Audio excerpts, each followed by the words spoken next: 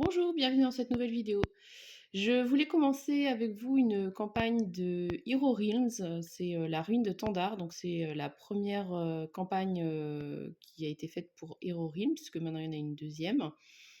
Je vais vous parler un petit peu du coup du jeu, de l'installation, et puis après, je pense que dans une deuxième vidéo, pour que ce soit plus simple, je ferai le début de la campagne. Donc si vous connaissez pas Hero Realms, c'est la même chose que Star Realms, mais sur une thématique de medieval fantasy, alors que Star Realms c'est plutôt espace avec des vaisseaux, etc. Donc c'est un deck building qui est plutôt simple et accessible, il n'y a pas 30 000 règles, etc. J'avais déjà Star Realms, puis on a fait deux trois extensions, donc j'avoue que la campagne d'Hero Realms qui permet d'y jouer en solo, parce que sinon de base avec Hero Realms on ne peut pas jouer en solo. J'avais longtemps hésité et puis là je me suis dit non mais ça a l'air quand même sympa et tout, donc voilà, j'ai craqué. Le principe, c'est comme tous les deck building, c'est qu'on va avoir une main de cartes de départ pas terrible, et puis on va acheter des cartes pour s'améliorer. Et dans Hero Realms, on va attaquer soit l'adversaire si on joue en multijoueur, soit du coup le maître si on joue dans la campagne contre le maître. Sachant que la campagne elle est tout à fait jouable en multijoueur, pour le coup il n'y a pas de souci, mais c'est juste que c'est le mode pour pouvoir jouer en solo à Hero Realms. Donc, pour jouer à la campagne, il va vous falloir du coup d'abord la boîte de base d'Hero Realms, puisque ça contient le marché de cartes qu'on va utiliser avec les cartes qu'on va voir là. Et il faut également un deck de, je sais plus comment ça s'appelle, de joueurs particuliers, parce qu'en fait, de base dans le jeu, vous pouvez jouer avec 100 héros. Voilà, ça, c'était un deck héros. Et vous avez des cartes standards de démarrage avec une épée, donc ça c'est évidemment pour l'attaque. Les pièces c'est pour acheter des cartes basiques. Et puis donc ça tout le monde part avec un deck identique, avec un petit peu d'argent et puis un petit peu d'attaque. Mais ils vendent aussi des petits boosters avec des decks de héros. Donc il y en a 5 différents si je dis pas de bêtises. Et pour la campagne il faut absolument avoir un deck de héros. Alors que quand vous jouez à Hero Realms de base, vous pouvez jouer avec le deck de départ complètement symétrique, ou jouer avec un deck de héros asymétrique si vous achetez un deck de héros, mais c'est pas obligatoire d'avoir forcément un héros. Alors que là, le principe de la campagne, c'est que notre héros va progressivement s'améliorer et puis avoir des actions un petit peu différentes. Donc il faut absolument partir avec un deck de héros. Donc j'ai déjà fait le premier scénario, puisqu'il y a une petite campagne, alors c'est pas hyper long et narratif, mais voilà, en tout cas le premier scénario, je l'ai fait avec les 5 héros différents, puisque j'avais envie de tester en fait avant de choisir mon héros, lequel j'allais prendre. Et mon choix s'est porté sur l'archer. Voilà, je m'étais dit qu'il était sympa celui-là. J'avais essayé le guerrier, je l'avais trouvé hyper bourrin, bon voilà, après c'est un petit peu logique. Il y a le sorcier qui était sympa aussi, le voleur aussi je l'avais trouvé très sympa. Donc l'archer m'avait bien plu. Celui où j'ai eu le plus de mal, c'est le clerc. D'ailleurs, c'est le seul avec lequel j'ai perdu le scénario, donc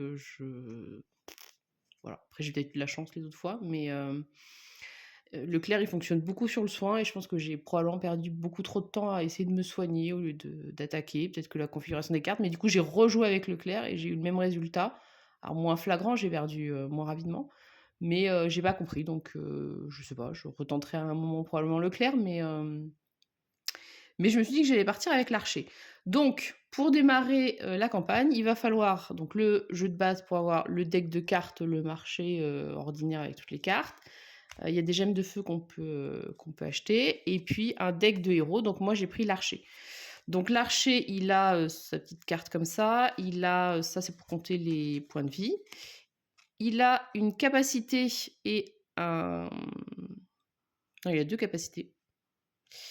Il y en a une qui est usage unique, vous voyez qu'il y a une espèce de petite poubelle qui est dessinée. Donc ça, c'est un coup qu'on va faire une seule fois pendant toute la partie, on va défausser la carte. Et là, c'est une capacité en fait où on va devoir l'incliner et payer 2 pièces pour pouvoir faire cet effet-là. Voilà. Sachant que, donc ça c'est ce qu'il y a dans le deck de l'archer de base quand vous achetez le paquet. Et il y a des cartes pour remplacer, pour la campagne et c'est à peu près valable pour la plupart des personnages a priori, il y a souvent une modification de carte à faire. Et donc au lieu d'avoir, le deck de départ, standard, qu'il y a dans Hero Heroes, eh bien il y a des pièces, ça change pas. Là, il y a cette pièce-là qui est un petit peu différente puisque ça nous dit que notre prochain champion, va nous coûter 1 tour de moins à sourcil. Là, c'est une pièce de 2. Là, c'est un arc, donc ça équivaut à l'épée qu'il y avait, sur l'autre. Et par contre, là, la flèche, elle est combinée à l'arc, donc ça me dit, par exemple, si j'ai un arc en jeu, je pioche une carte. Voilà. Et là, c'est pareil. Donc, chaque héros a un deck un petit peu particulier et donc 2 capacités aussi qui vont se mettre sur le côté et qui ne seront pas, dans le deck, à mélanger. Comment on met en place, la campagne? Eh bien, il y a un livret d'aventure qui va vous expliquer, un petit peu le début, la narration et cetera. Et puis, il y a surtout, le livret de règles, qui ne vous présente pas comment dire? Les règles de Hero Heroes standard, mais qui vous explique, la campagne, comment est-ce que ça se met en place. Donc, je vais vous montrer pour, l'installation, du coup, pour le chapitre 1. Donc dans le chapitre 1, à chaque fois, on va rencontrer un maître qui est représenté par une grande carte. Donc là, pour ce chapitre, c'est, les habitués possédés. Ils ont une santé de départ de 50, donc on va utiliser des, compteurs, ou, des compteurs de points de vie si vous avez, ou un crayon, enfin ce que vous voulez. Pour l'instant, ils sont niveau 1, c'est écrit là, et une fois qu'ils auront 3 cartes avec un espèce de, losange, qui représente des maîtrises, eh bien ils vont passer niveau 2. Donc tant qu'ils sont niveau 1, ils vont piocher une seule carte, et ensuite quand ils seront niveau 2, ils vont, piocher 2 cartes. Et puis vous voyez qu'ici il y a des couleurs. En fait, ça va représenter les couleurs, qu'on va piocher quand on va faire, dans le deck de l'ennemi. Donc là, par exemple, si je pioche cette carte-là qui est rouge, la première chose que je vais faire, c'est que je vais appliquer l'effet ici de cette grande carte, donc qui va changer en fonction des maîtres, et qui est rouge. Et donc là, par exemple, ce serait, eh bien, je vais prendre, 3, dégâts. Donc en fonction de la couleur, il va d'abord appliquer l'effet qui est écrit sur la carte. Et ensuite, il va piocher une carte dans son deck, de maître et il va soit nous mettre des serviteurs, en jeu, soit il va, mettre des dangers, enfin voilà. Donc on verra ça au fur et à mesure, qu'on joue. Donc on prend cette carte-là et puis ensuite dans le livret, on nous explique comment, mettre en place le deck, du maître justement. Donc il y a d'abord des cartes maîtrise, donc qui sont ici. La blanche, c'est en fait qui va faire l'effet, de prédilection, du maître, en fonction du scénario et en fonction de son niveau. Et donc comment est-ce qu'on le voit? Eh bien, en fait, c'est parce qu'il y a un espèce de, je sais pas, des petits triangles qui, là, c'est sur le rouge, en fait, je sais pas si vous voyez bien, qui fait que c'est ça son action, de prédilection. Et quand il va passer niveau 2, par exemple, eh bien, son action de prédilection, à l'inverse, ce sera la bleue. Voilà. Donc si je pioche une carte, blanche, eh bien, je dois faire son truc de prédilection. Donc j'ai mes 5 cartes maîtrise déjà de côté. Ensuite, dans le deck, du méchant, il y a des cartes qui ont un petit dé en bas. Donc ça, c'est les cartes de départ. Donc de base, il y en a 13. Et en fonction du nombre de joueurs, on va vous dire, vous mettez un certain nombre de cartes. Enfin, plutôt vous en enlevez. Et quand on joue en solo, donc solo, c'est avec un seul personnage, parce que je pourrais aussi avoir 2 personnages que je prends en compte. Eh bien, au final, sur les 13 cartes de départ, on va en garder une seule. Donc on en choisit une au hasard, évidemment. Donc on mélange le paquet. Donc il y a des maîtres qui sont un petit peu différents, des serviteurs qui sont un petit peu différents dans ce paquet-là, et puis aussi qui ont des couleurs différentes. Donc on en prend un et on met de côté, ce sera notre carte. Et du coup les 12 autres, on s'en débarrasse, on les met de côté puisqu'on n'en a pas besoin. Ensuite, vous avez des cartes avec un petit numéro en bas. Donc là c'est 1, ça veut dire que c'est pour l'affrontement 1. De la même façon, vous avez des cartes avec un petit 2 pour l'affrontement 2 et numéro 3, vous avez compris, pour l'affrontement 3. Donc là, je n'ai besoin pour mon scénario 1 que des cartes de niveau 1. Donc je vais prendre toutes ces cartes-là et je vais les mélanger avec du coup la carte que j'ai piochée de départ. Donc on mélange ces cartes-là. Donc il y en a 9 pour le niveau 1 et on va devoir faire 5 paquets. Je mélange un petit peu de côté. Donc je vais faire 2, 2. Bon, vous n'allez pas voir les suivantes, mais vous avez compris l'idée. Donc j'ai du coup 2 cartes dans chaque. Et sur chacun de ces paquets, je vais mettre une des cartes maîtrise.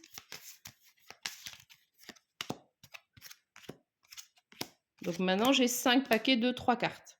Et chaque paquet de 3 cartes, je vais aussi le mélanger pour, en gros, ne pas savoir où se trouve la maîtrise. Donc là, on est un peu sur le principe de Pandémique avec ces cartes aggravation, où on les répartit dans les paquets, et ensuite on mélange dans les paquets. Et ensuite, on va mettre chaque paquet de 3 qu'on aura mélangé séparément sur le paquet précédent. Et évidemment, on ne remélange pas, ce qui fait qu'on sait qu'on a globalement les maîtrises qui vont tomber régulièrement, mais on ne sait pas forcément si c'est la première carte du paquet, la deuxième. Alors mélanger des paquets de 3 cartes, honnêtement, je trouve que c'est pas hyper... bon. J'ai toujours l'impression que ça mélange rien, mais bon. C'est pas grave. On essaye de faire comme on peut avec ça. Et voilà. Donc là, mon deck de maître, il est prêt, avec mes 5 cartes maîtrise, ma carte de départ, parce que je joue en solo, et les 9 cartes du niveau 1.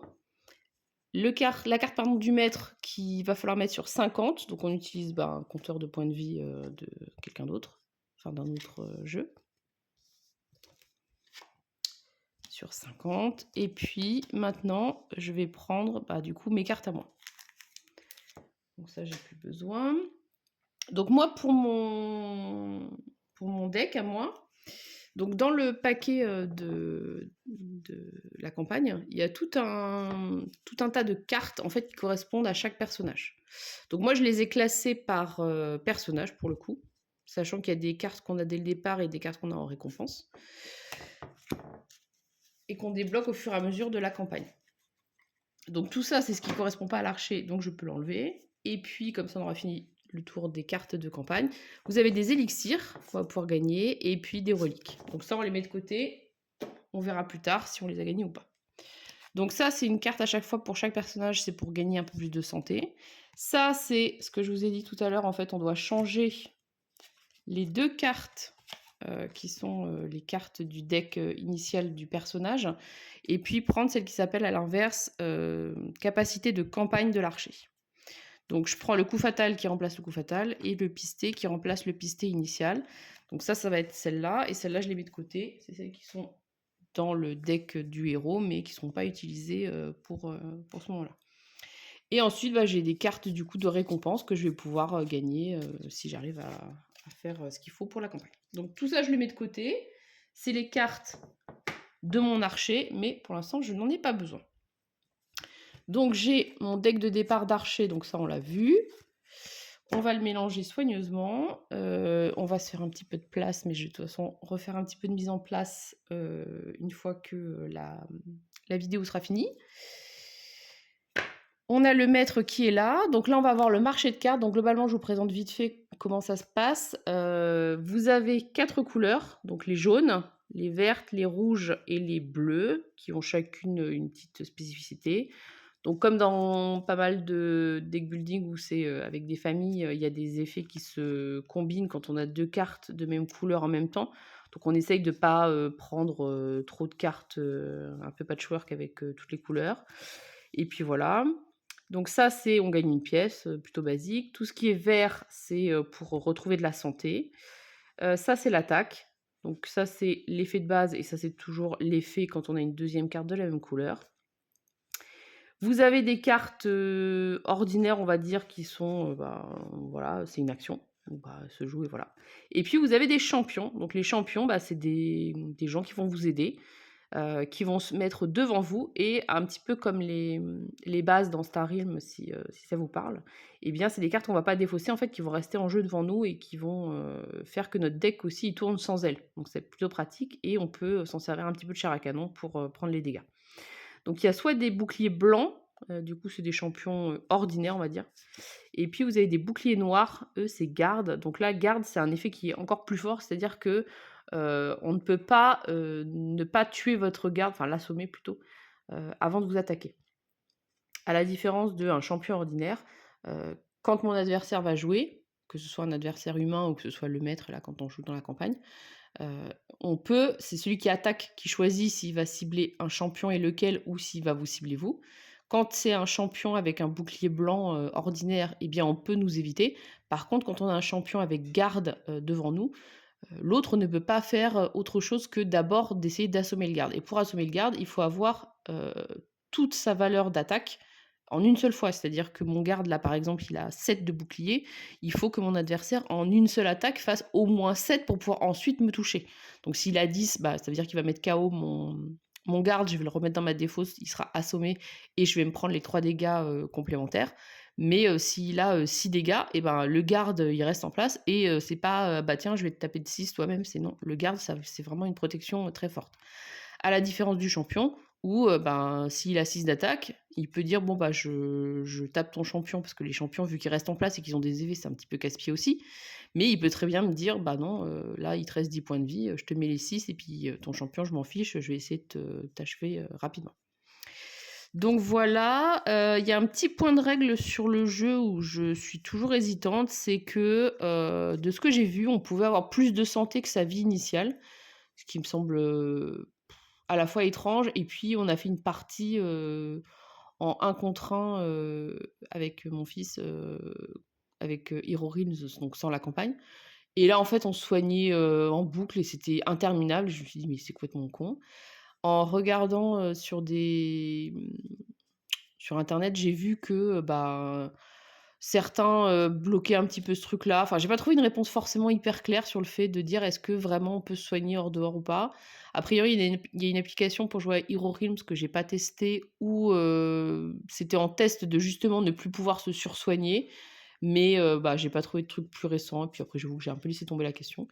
Moi, je considère qu'on peut pas se sursoigner parce que sinon, ça devient vraiment casse-pied. Et puis, je trouve ça vraiment complètement anti-logique, quoi. Enfin, donc voilà. Mais la question existe, est-ce que vraiment on peut se sursoigner ou pas? Donc voilà, donc ça c'est notre marché qu'on va faire. Et puis par défaut, s'il n'y a rien qui nous intéresse, on peut toujours prendre une gemme de feu qui coûte 2. Enfin oui, qui coûte 2, le prix il est là, pardon, qui rapporte 2 pièces. Et il y a un effet supplémentaire, c'est qu'on peut le détruire pour gagner 3 points d'attaque. Donc voilà, ça peut permettre de faire un petit peu d'argent, et puis à un moment où ça nous saoule, on les enlève. Voilà, je vais juste vous présenter du coup les 2 compétences de héros qui sont pour la campagne. Donc ça, c'est l'effet permanent de l'archer, c'est pisté. Donc il faut que je l'incline. Donc ça, c'est un effet de carte qu'il n'y a pas sur Star Realm, les effets des champions.